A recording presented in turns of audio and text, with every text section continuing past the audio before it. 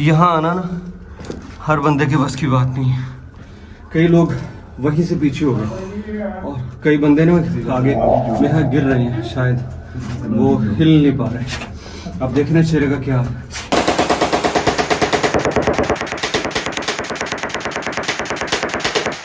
ये सारा अमरीकी असला है और उसको फिर वो तैयार करते हैं अमरीकियों का ही शिकार करने के लिए। अगर कहीं उन्होंने ज़ेरे ज़मीन बम लगा दिया है, लैंड माइन नस्ब कर दी है, तो उसके ऊपर वो छोटे छोटे ऐसे फ्रेश पौधे लगा देते कि अमरीकी ये समझते कि ये रास्ता बिल्कुल क्लियर है, क्योंकि यहाँ पे तो पौधा लगा हुआ है।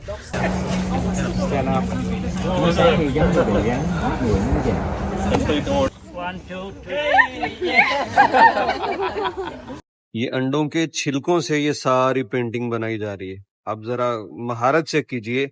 इन दोनों टनल्स में सफ़र करने से ये एटलीस्ट एक्सपीरियंस हुआ कि जंग लड़ना कोई मामूली इंसानों का काम नहीं है। अस्सलाम वालेकुम, सुबह खैर। हो ची मिन्ह में एक टूर बुक किया था, जैसा कि आपको लास्ट व्लॉग में बताया था।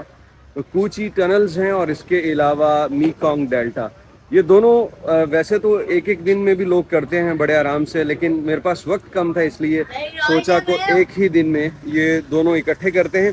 तो अभी यहाँ पे पहुँच चुका हूँ, 7:30 टाइम था और 7:13 पे मैं यहाँ आ चुका हूँ। बाकी कुछ लोग और भी हैं। तो यहाँ अभी थोड़ी देर में बस ग्रुप निकलेगा वियतनाम एडवेंचर टूर्स के नाम से, यहीं से कल मैंने बुक किया था। तो दिखाते हैं जी आज क्या कुछ हम देख पाएंगे, कहाँ कहाँ जाएंगे। ऑफिस में बैठे थे तो भाई साहब आए, स्टिकर देखा मेरा और बोला कि आप इस तरफ आएंगे इस गाड़ी में। तो यार ये तो बड़ी ज़बरदस्त है। वैसे 3-4 तरह का होता है इसके अंदर बुकिंग। आप VVIP होती है, लग्जरी और फिर इकोनॉमी। तो मैंने जो सबसे लो वाला था ना वो किया, लेकिन यार अगर ये लो है तो फिर अल्लाह ही हाफ़िज़। जो पैकेज मैंने बुक किया है ना उसमें मिनी बस थी, लेकिन ये मिनी वैन है जो कि लग्जरी टूर में आती है। और मेरा ख्याल है ये इसलिए है क्योंकि ज़्यादा कस्टमर नहीं होंगे तो एक ही लग्जरी ग्रुप में सबको शामिल कर लिया। खैर मेरे लिए तो अच्छा है। अब सबसे पहले मुझे इन्होंने पिक किया और अभी बाकी लोगों को रास्ते से पिक करके हमारा ये टूर अपनी मंजिल की जानिब जाता रहेगा। New Year! You say anywhere. We need to repair for the New Year. In the central. Where Consound Handicap Handicraft Factory. I'm a local guy here. This factory belongs to the government, opened in 1976 to get the job for the handicap. And now I will explain to you how the handicap make the living. सबसे पहले ये tour tunnels की तरफ जा रहा है और रास्ते में एक छोटा सा कारखाना है हैंडीक्राफ्ट्स का, तो उसके लिए ये रुके हैं कि आप यहाँ पे देख सकते हैं और अगर कुछ पसंद आए तो ले सकते हैं। My name is Ao Yai, the red national color of Vietnam, lucky and happiness color. ये पत्थर के ऊपर बना रहे हैं, ये देखिए बहुत ज़बरदस्त तरीके से, इंतहाई नफासत और बारीकी का काम है। ये अंडों के छिलकों से ये सारी पेंटिंग बनाई जा रही है। आप ज़रा महारत चेक कीजिए। अंडे के ये टूटे हुए छिलके हैं और इनसे ये इस तरह उसको छोटा छोटा करके इन ग्लासेस के अंदर यही है और उससे फिर ये तैयार हो रहा है। ये देखिए तमाम प्रोडक्ट्स जब बन जाती हैं तो बड़ी खुरदरी हैं।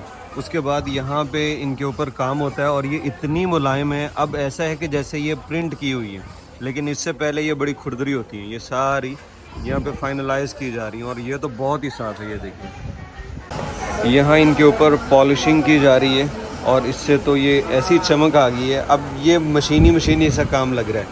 वैसे मुझे वो शुरुआत में ज़्यादा पसंद था कि वो बड़ा ओरिजिनल सा काम था, अब तो ये ना मशीनी सा लग रहा है जैसे मशीन से हुआ।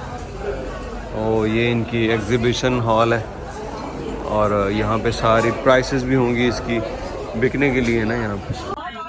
यहाँ पे तो भाई साहब एक और ही जहानाबाद है, बहुत कुछ इन्होंने तैयार कर रखा है। और यहाँ पे मुख्तलिफ 4 पीस पेंटिंग है, ये भी 4 पीस है और ये वाली तो बहुत बड़ी है। ये देखिए चीज़ों की कीमत के हवाले से बात की जाए तो कोई भी चीज़ छोटी से छोटी भी यहाँ $30 से कम नहीं है। जो ये पीस आप देख रहे हैं ये वाला तकरीबन जो है आप देखिए यहाँ पे ये 3 मिलियन VND का है, जिसका मतलब ये है कि ये वाला तकरीबन कोई $120 का बनता होगा तकरीबन अंदाज़ा। तो इस तरह से कीमतों की यहाँ पे तयन किया गया है। कीमतें ज़्यादा हैं लेकिन यार ये बिलीव मी कि लोग बहुत ख़रीद रहे हैं चीज़ें जो है ना, ये बड़ी आउट क्लास बनी हुई। जिस तरह का काम है ना, उस हिसाब से भाई लोगों को पसंद आ रही है और ख़रीद रहे हैं। और वही ख़रीद सकते हैं जिनके पास लगेज है और वो अच्छे से उसको सेव करके ले जा भी सकते हैं। हो ची मिन्ह टनल्स की एंट्रेंस पे पहुंच चुके हैं और इसकी टिकट है 1,25,000 डोंग, जो कि हमारे पैकेज के अंदर शामिल थी। और अभी बड़ी इंटरेस्टिंग किस्म की स्टोरी है इस टनल और केव्स की। आपको बताएंगे किस तरह अमेरिका वियतनाम से हारा, मुसलसल कई साल मार खाने के बाद आखिरकार यहाँ से भाग गया। ये आपको पूरी स्टोरी बताएंगे, लेकिन टनल्स पे जाके। सबसे पहले यहाँ पे टिकट स्कैन करेंगे, जो कि इस वक्त मेरे हाथ में और हाथ खाली नहीं है, मैं आपको दिखा नहीं सकता। उसके बाद ये स्टिकर लगाएंगे यहाँ पे। Thank you. ये वाला स्टिकर लग गया यहाँ पे। आज हमारे पास आखिरी दिन था ये टनल विज़िट करने के लिए, क्योंकि कल यहाँ पे बहुत रश होने वाला है। इनका न्यू ईयर कल से स्टार्ट है, तो कल लाखों में लोग होंगे यहाँ पे, इसलिए बड़ा मौका था। तो अभी हम स्टार्ट करने लगे यहाँ टनल से।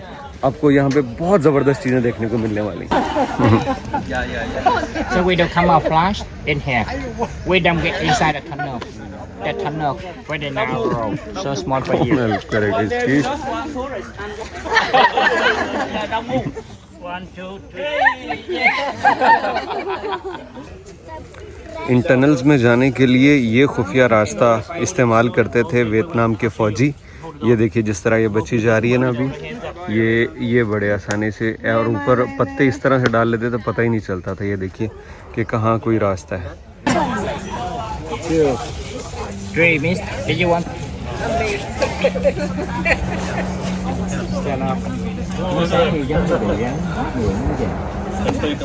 तो ये वो रास्ता है जो इन टनल्स में जाने के लिए इस्तेमाल होता। पत्तों की मदद से बड़ा कैमोफ्लेज इसको किया जाता, जो दुश्मन की नज़र में ना आए। और इसमें मैंने भी ट्राई किया, और छोटी सी जगह बमुश्किल एक जूता वहाँ पे आता है, और फिर उससे आगे उससे गुजर के उसको ढक दिया जाता है, और फिर आगे टनल्स के रास्ते हैं मुख्तलिफ। अब ये देखिए, अब यहाँ पे कुछ और भी है। ये भी इस तरह की टेक्निक इस्तेमाल होती थी दुश्मनों के सिपाही इस गड्ढे के अंदर गिराने के लिए। ये देखिए ज़रा, ये कितना डेंजरस है। नीचे सारे ये बड़े बड़े नुकीले कह लीजिए नेज़े लगे हुए हैं ज़मीन के अंदर, और जो इसमें पाँव रख के गया तो वो समझ लो गया। Over there you knew in the tunnel and here get out. When I came out of the tunnel, you see I got the spray. तो अभी जो हमने देखा है ये मोर्चा है, जो कि टनल से निकल के दुश्मन पे अटैक करने के लिए इस्तेमाल होता। और गड़ा है ज़मीन में, तो जो ऊपर ज़मीन पे लोग चल रहे हैं ना, तो उनकी नज़र नहीं पड़ती, अटैक करना आसान है। लेकिन एक बहुत खूबसूरत बात, टेक्निक इस्तेमाल ये की गई कि यहाँ पे बारिश बहुत ज़्यादा होती थी। अगर बारिश हो और ये मोर्चा या टनल्स पानी से भर जाएँ तो फिर क्या होगा।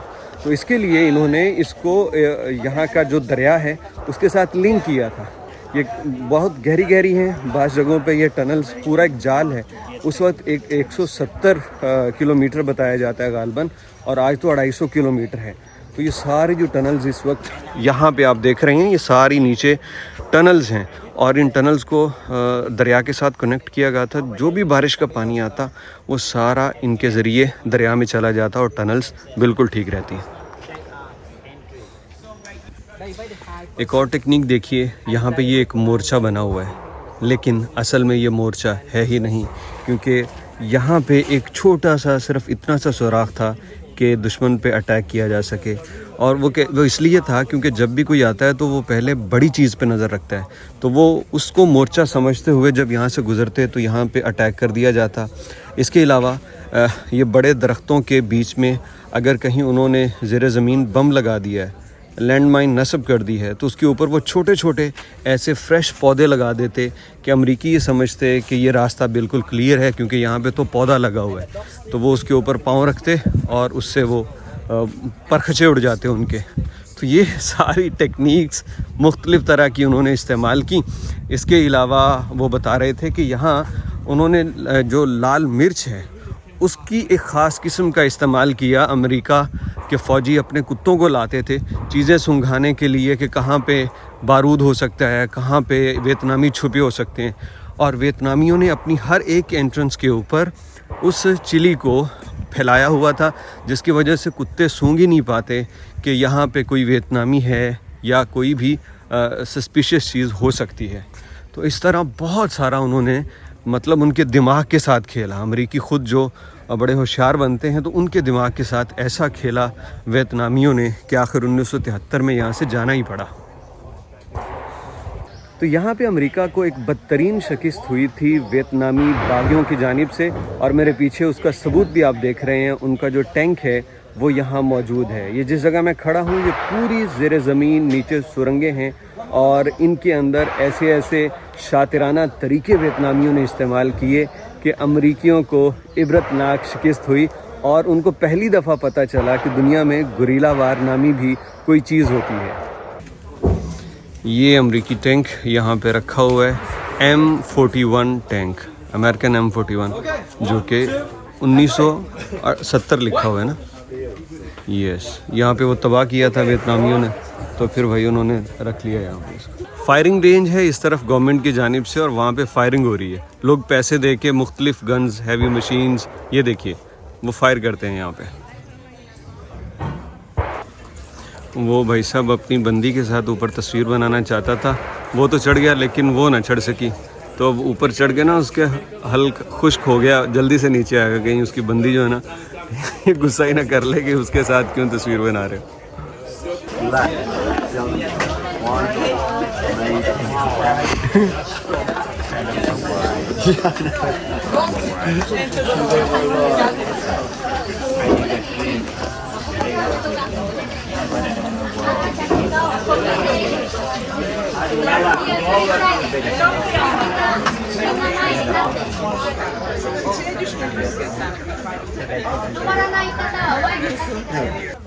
मुख्तलिफ तरह के ट्रैप बनाए हुए हैं। ये सीसा ट्रैप है, यानी नज़र वहाँ पे आता है कि कुछ है, लेकिन जब बंदा यहाँ से आएगा तो नीचे गिरेगा।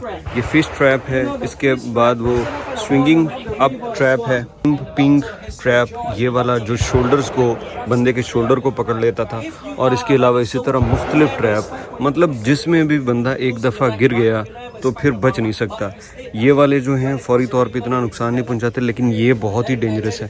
बंदा जब इसमें गिरता है ना तो उसके शोल्डर्स और सीने के ऊपर जाके ये लोहे की जो सुलाखें ये घुस जाती हैं और बंदा वहीं पे जकड़ा जाता है। इसके अलावा वो आगे आप देख पा रहे हैं वो रोलिंग ट्रैप है। इसी तरह बहुत सारे ट्रैप उन्होंने बना रखे थे कि जो भी अमरीकी इन जंगलों में आए तो किसी न किसी तरीके से उनके शिकार हो जाए।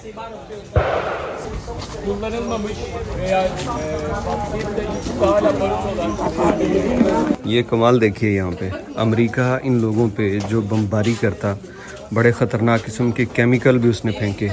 उन्हीं बम्बों को ये लोग संभाल के फिर पिघला के या काट के अपने औजार तैयार करके फिर उन्हीं से अमरीकियों को निशाना बनाते। यहाँ ये देखिए ये देखिए ये बना रहे हैं। ये सारा अमरीकी असला है और उसको फिर वो तैयार करते हैं अमरीकियों का ही शिकार करने के लिए। ये देखें आप, बहुत मुख्तलिफ़ किस्म के अमरीकियों की जानिब से फेंके गए बम हैं, उनके शेल्स यहाँ रखे हैं। ये पता नहीं, अब ये तो कोई आर्मी में नहीं बता सकता ये क्या क्या चीज़ें हैं। ऐसा नहीं है कि वियतनाम को इस जंग में सिर्फ कामयाबियां ही मिली, बल्कि उसने 20 लाख के करीब अपने शहरी और फौजी इस जंग में खो दिए। खुद अमेरिका के भी 60,000 से ज़्यादा फौजी मारे गए। बेपनाह ताकत, वसाइल और पैसा इस्तेमाल करने के बावजूद 8 साल लगातार मेहनत करके अमेरिका आखिरकार यहाँ से ख्वार होकर निकला। उसे जंग हारना पड़ी, डिक्लेयर किया, क्योंकि ये वियतनामी थे जिन्होंने अपनी कमाल महारत और साबित कदमी से लाखों लोगों की जान गंवा के भी हार नहीं मानी और ये लड़ते रहे। अमेरिका ने बड़ा जुल्म किया, ऐसे ऐसे केमिकल वेपन्स का इस्तेमाल किया जो 2700 डिग्री तक जलते और जिस चीज़ के साथ चिमटते उसका हिस्सा ही बन जाते या उसको जला देते। इस तरह बहुत से दीगर टेक्निक, बमबारी और कत्लेआम करके उसने जुल्म की इंतहा कर दी। लेकिन वो अमेरिका था, वो चूँकि जंग अजीम दोइम में जीत के आया था, हर जगह उसकी बल्ले बल्ले थी, तो उसको लगता था कि वियतनाम क्या चीज़ है, इसको भी हम हरा लेंगे। लेकिन वो यहाँ नाकाम रहे। वियतनाम जंग की हिस्ट्री भी आप पढ़ेंगे तो सारी डिटेल सामने आएगी। ये बेसिकली वियतनाम के ही दो ग्रुप थे, एक शुमाली और जनूबी, जो आपस में लड़ते रहे। एक तरफ सोवियत यूनियन, चाइना उसकी बैक पे आ गया और दूसरे ग्रोह की बैक पे ऑस्ट्रेलिया, अमेरिका, न्यूजीलैंड वगैरह आ गए। तो उसके बाद अमेरिका 1965 में आया था और 1973 में यहाँ से उसे बिल आखिर जाना पड़ा। तकरीबन $670 बिलियन उस वक्त उसने खर्च किए थे और आखिरकार वो सब बेकार हो गए। शूटिंग रेंज आ गई है और यहाँ पे आते ही इतनी ज़ोर ज़ोर से धमाके हो रहे हैं। और वहाँ पे तो भाई एक बंदे ने तो मेरे ख्याल पूरा वो बेल्ट ही ले लिया था। 30 से 40 सेकंड तक आवाज़ें आती ही रही उसकी फायरिंग की। तो यहाँ पे ये कर रहे हैं इस तरह।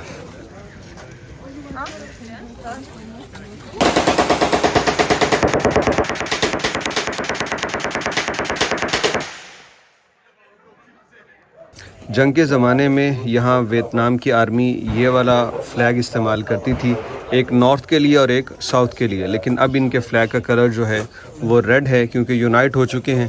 पहले भी जितनी लड़ाइयाँ थी इसीलिए थी कि ये मुल्क साउथ और नॉर्थ के अंदर बटा हुआ था। टायर से बनी हुई इन जूतियों को भी इस तरह से बनाया जाता कि इनके नीचे ये जो कट हैं ये रॉन्ग वे में दिए जाते, ताकि अगर कोई इनको फॉलो करता तो वो रॉन्ग डायरेक्शन में जाए।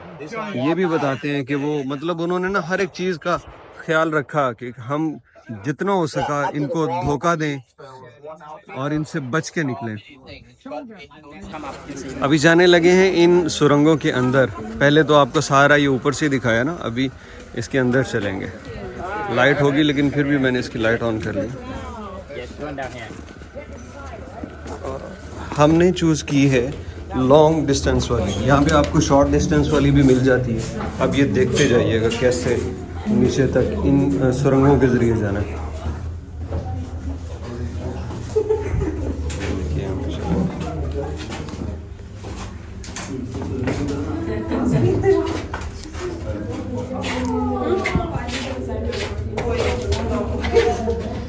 What? It's all like this? No.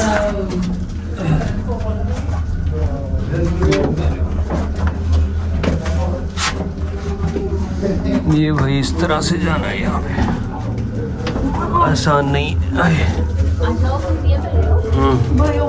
यार ये इतनी मुश्किल है। ओह मेरा खुदा, ये देखो जरा। ओह हमने चूज तो ये कर लिया है कि लॉन्ग वे वाली, लेकिन ये मुश्किल है।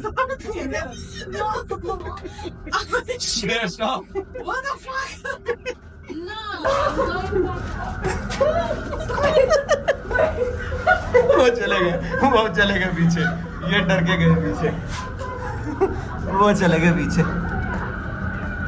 यार भाई साहब ये ना जरा इसको ध्यान से आना देखिए। वो मेरे माल का मुश्किल है, क्योंकि ना मुश्किल ये है कि आपको ऐसे नीचे नीचे जाना पड़ता है।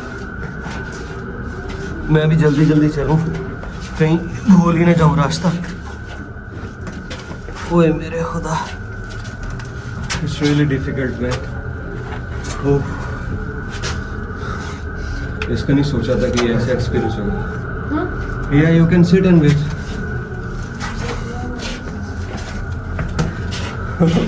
That's awesome। ये देखिए यहाँ से निकलने का है रास्ता, लेकिन हम अभी और आगे जाएंगे। उफ, जरा सोचिए वो किस तरह से जंग के लिए मेहनत कर रहे होंगे वियतनामी। क्या मेहनत की उन लोगों ने। ये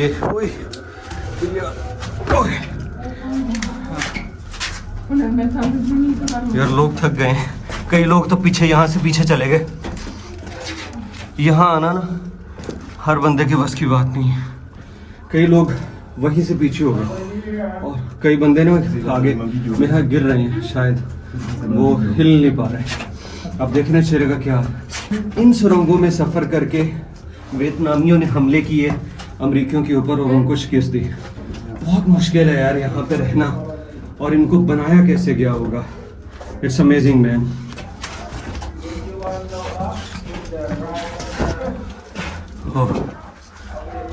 अभी थोड़ा सा यहाँ पे आए, लेट्स सी। अभी यहाँ पे और ऊपर जाना। उई ये अल्लाह।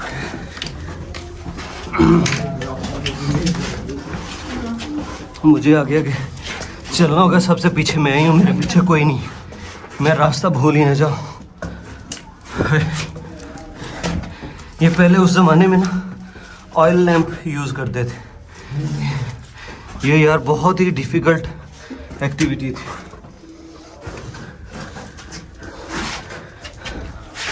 ओह माय गॉड, बस हो गया। मैं इसको तो कैब दम कर रही। उई, यहाँ से तो बहुत ऐसे नीचे बैठ के जाना पड़ेगा। उई, यहाँ पे तो नीचे बैठ के जाना पड़े, बहुत ही तंगी थी यहाँ से। उई, उई, बस होगी भाई, सबकी बस होगी। अल्लाह करे वो ख़त्म हो जाए। अभी भी ख़त्म नहीं हो रहा वो मेरे माल का।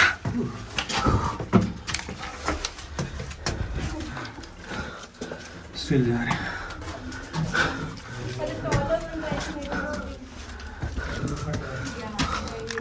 ओ क्या हाल है? वो ये वाट लग गई ना?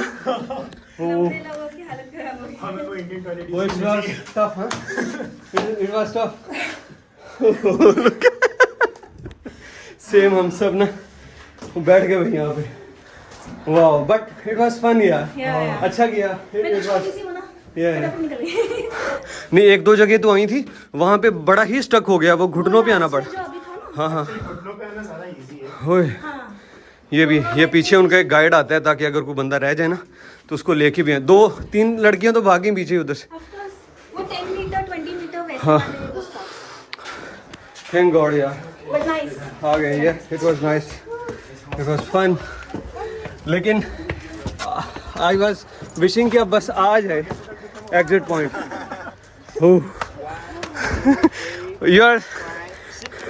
You take good decision to have short one. Yeah.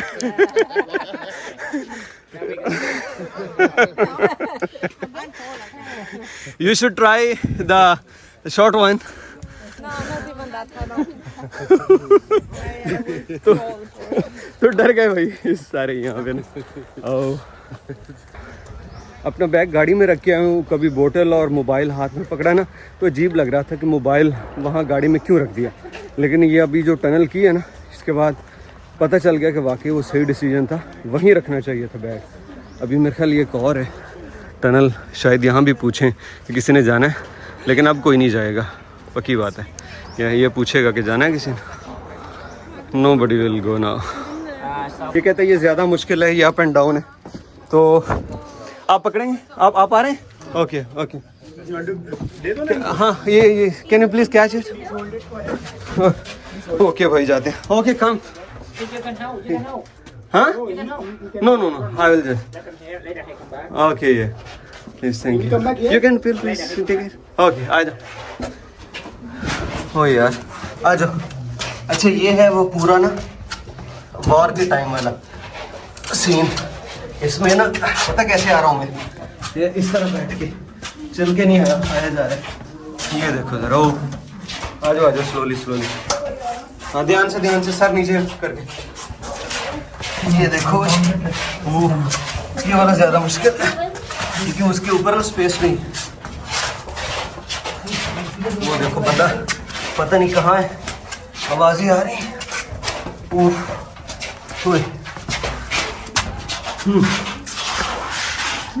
ये वाला तो मुश्किल, वो मेरे माल का। बस आ जाए सही एग्जिट, ये ऐसे ही जाना पड़ेगा, इसका और कोई रास्ता नहीं।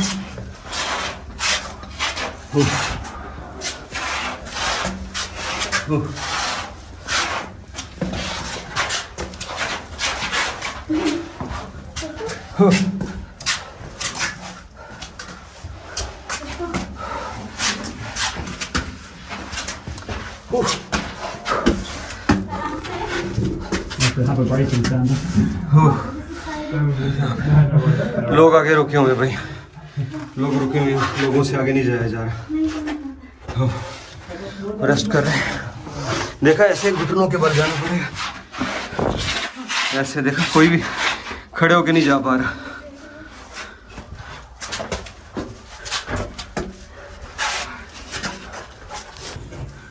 हाँ मैन, यहाँ पे देखो 2 रास्ते हो गए, एक वो ऊपर को और एक नीचे को। ये बहुत डाइव करनी पड़ेगी, dive.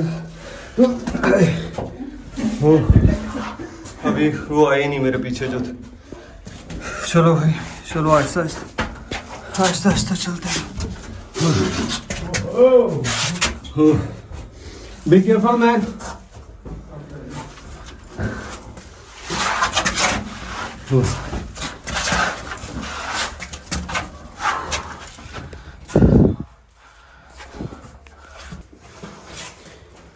I'm making a video you can take from me. Oh, that's nice. Do you need help? Wait, come. Oh yeah. Oh, finally, huh? Lost the wires. Oh, awesome. She came too. Oh, that's nice. Enjoy the trek actually. इन दोनों tunnels में सफ़र करने से ये at least experience हुआ कि जंग लड़ना कोई मामूली इंसानों का काम नहीं है। इन टनल्स को बनाना ही वो बड़ा मेहनत वाला था, जिसके लिए उन्हें कई साल लगे, और वो फिर उसकी मट्टी जो थी वो निकाल के दरिया में इस तरह फेंकते, अमरीकियों को भी पता न चलता। और आज इनको एक्सपीरियंस किया तो पता चला कि इनमें फिर लड़ना और इनमें सफ़र करना कितना मुश्किल होगा। टांगे जवाब देगी, लेकिन व्हाट अ वंडरफुल एक्सपीरियंस। यहाँ आए तो ये मस्ट कीजिएगा, ये मौके बार बार नहीं आने। दरख्त देखिए यहाँ पे, क्या कमाल है, जैसे कोई अजदहा दरख्त के ऊपर चढ़ रहा हो। क्या इसकी हर तरफ ऐसे ही तने हैं इसके। ये बहुत ब्यूटीफुल है यहाँ से। सांप भी लगता है ना, पूरा सांप के जैसा। Our group, come closer and wash your hands. Okay भाई, So यहाँ when से you wash in the tunnel, you touch the soil there. हाथ धो लेंगे यहाँ से, क्योंकि ना मिट्टी बहुत थी टनल के अंदर। Come closer ये and देखिए wash सब हाथ धो your रहे hands. हैं। ये उन वियतनामी जंगजुओं का किचन हुआ करता था, और इसमें भी वो अपनी सेफ्टी किस तरह मलूज़े खातर रखते कि वो चिकन या पोर्क वगैरह नहीं बनाते थे, क्योंकि उन्हें डर था कि इसकी स्मेल अमेरिकन फ़ौज के कुत्ते सूंघ लेंगे। और ना वो सिर्फ यहाँ पे बॉयल्ड राइस वगैरह और सब्जियाँ इस्तेमाल करते, और इसके अलावा ये जो धुआं है ना, धुआं यहाँ से जमा होता और वो वहाँ पे जाके, जहाँ पे ये लोग हैं ना, यहाँ जमा हो जाता। तो करते क्या थे ये लोग कि दिन को ये बनाते, उसका धुआं जमा करते, और रात को ये सारा धुआं यहाँ से वो हवा में छोड़ देते, ताकि अगर कोई देख भी ले तो उन तक ना पहुँच पाए। तो ये सारी वो टेक्निक्स थी जिन्होंने हैरान कर दिया अमरीकियों को, बेबस कर दिया कि आखिर ये किस किस्म के लोग हैं। ना ये हार मानते हैं, और ये चालाक हमसे भी ज़्यादा हैं कि हर वो काम जिस पे हम इनको पकड़ने की कोशिश करते हैं, ये हमें धोखा देने में कामयाब हो जाते हैं। Very strong. So they do this like what a tunnel system. Tại đâu quá đây? Em chưa giảng ở đâu. अभी इन टनल्स का नक्शा भी देखा तो एक सवाल जो जहन में था उसका जवाब मिल गया कि यार ये इतना लंबा 170 किलोमीटर कैसे हो सकता है ये एरिया। तो पता चला कि इसकी जो कनेक्टिविटी है वो हो ची मिन सिटी से मिलती है। वहाँ से एक लाइन आ रही है और फिर इसके अंदर कई लाइंस हमने आपको दिखाई।